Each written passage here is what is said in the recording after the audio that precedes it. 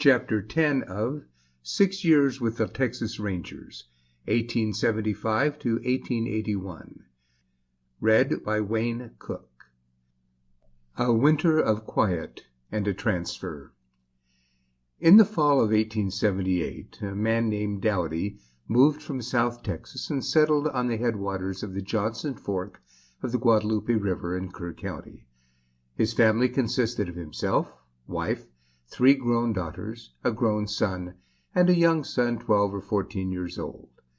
Mr. Dowdy owned 2,000 or 3,000 sheep and was grazing them on some fine upland pasture just above his home.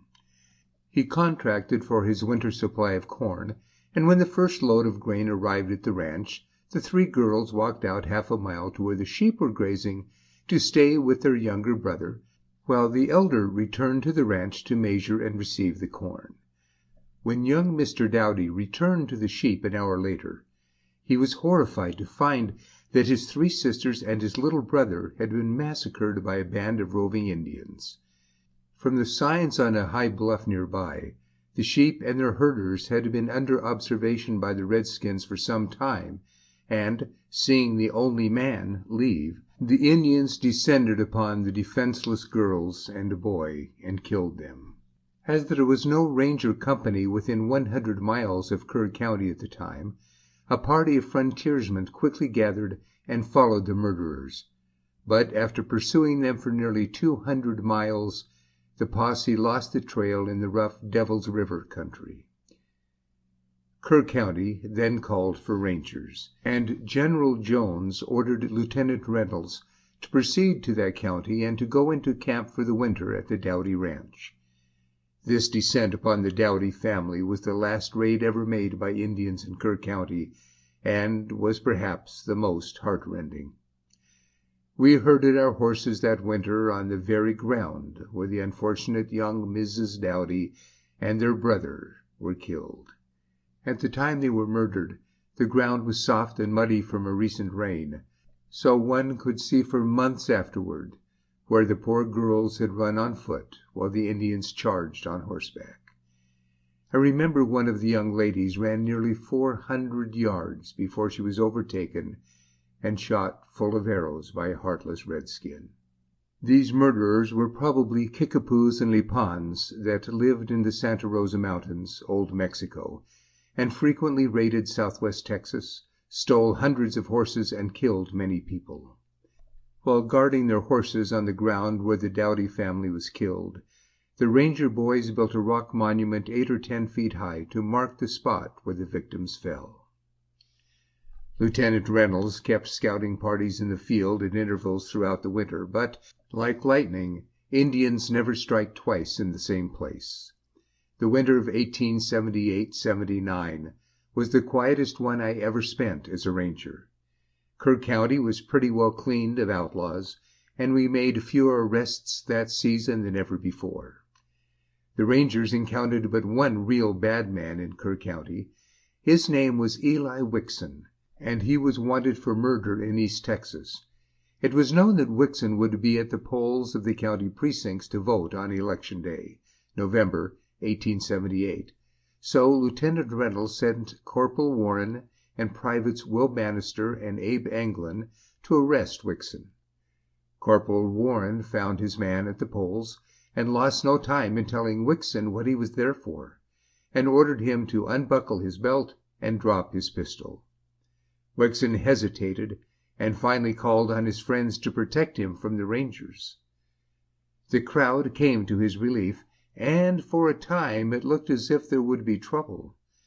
Wixon abused the rangers, called them a set of dirty dogs, and dared them to shoot him. Corporal Warren was brave and resolute. He told Wixon his abuse did not amount to anything, that the rangers were there to arrest him, and they were going to do it. The corporal warned the citizens to be careful how they broke the law, and if they started anything, he declared Wixon would be the first man killed. Then, while Bannister and Anglin held the crowd back with their drawn Winchesters, Warren disarmed Wixon, grasped his bridle reins, and led him away without further trouble. Lieutenant Reynolds took no chances with that sort of man, and as soon as Wixon was in camp, he was promptly handcuffed and shackled. This usually took the slack out of all so-called bad men, and it worked like a charm with our new prisoner. As the winter wore on, Lieutenant Reynolds, with but little to do, became restless. He once said of himself that he never had the patience to sit down in camp and wait for a band of Indians to raid the county so he might get a race. Action was what he wanted all the time, and he chafed like a chained bear when compelled to sit idly in camp. When the legislature met early in 1879, it was known that it would be difficult to get an appropriation for frontier defense. From time immemorial, there has been an element from East Texas in the legislature that has fought the ranger appropriation, and in this instance that element fought the ranger bill harder than ever. The fund appropriated for frontier defense 2 years before was now running short, and in order to make it hold out until it could be ascertained what the legislature would do, it became necessary for General Jones to order the various captains to discharge 3 men out of each company.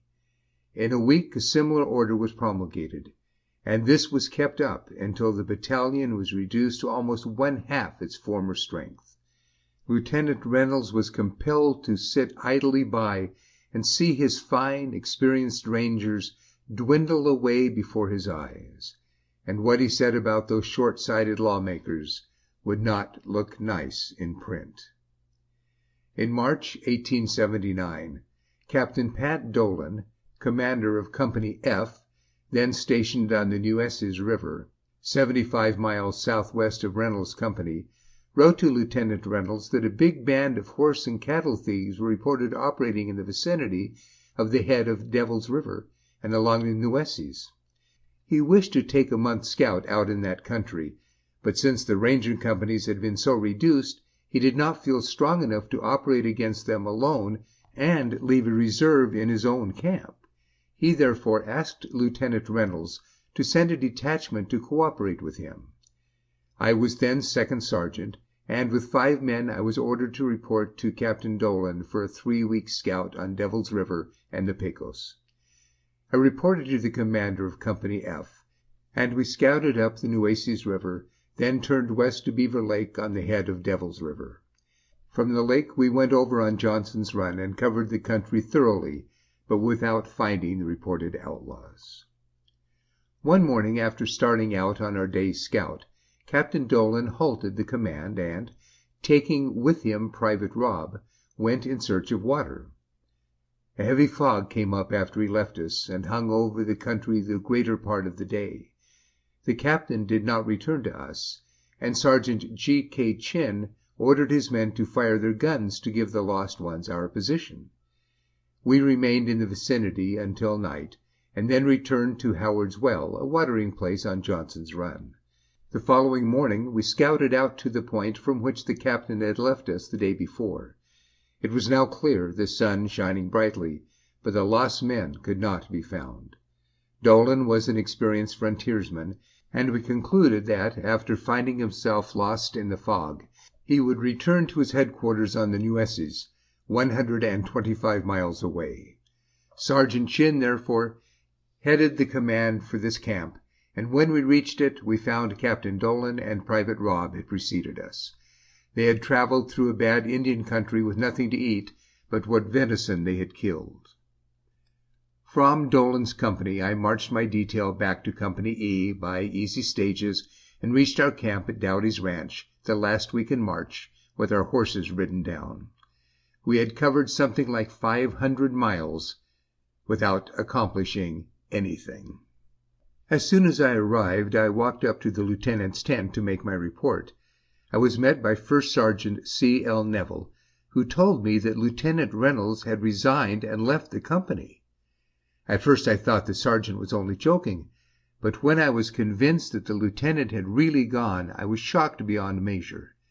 The blow was too strong and sudden for me, and I am not ashamed now at 65 years of age to admit that I slipped out of camp, sat down on the bank of the Guadalupe River, and cried like a baby.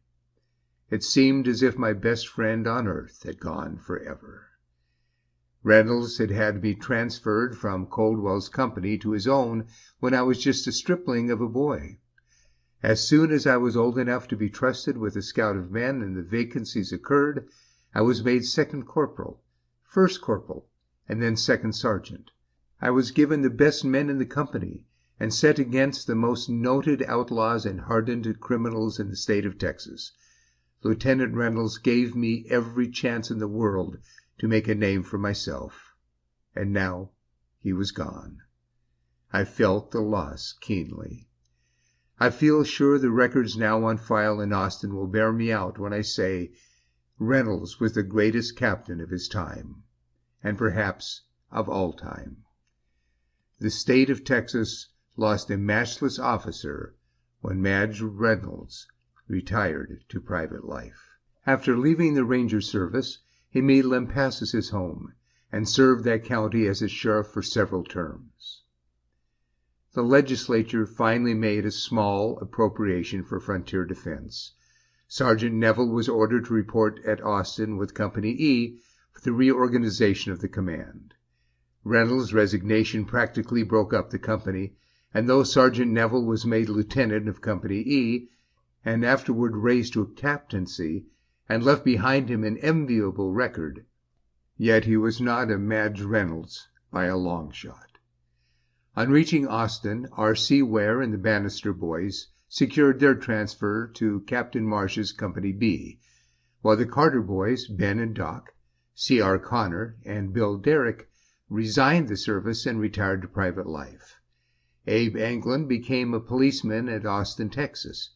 Henry Maltimore and myself, at our requests, were transferred to Lieutenant Baylor's Company C for duty in El Paso County. With my transfer to this command, the winter of inaction was over, and I was soon to see some exciting times along the upper Rio Grande. End of Chapter 10.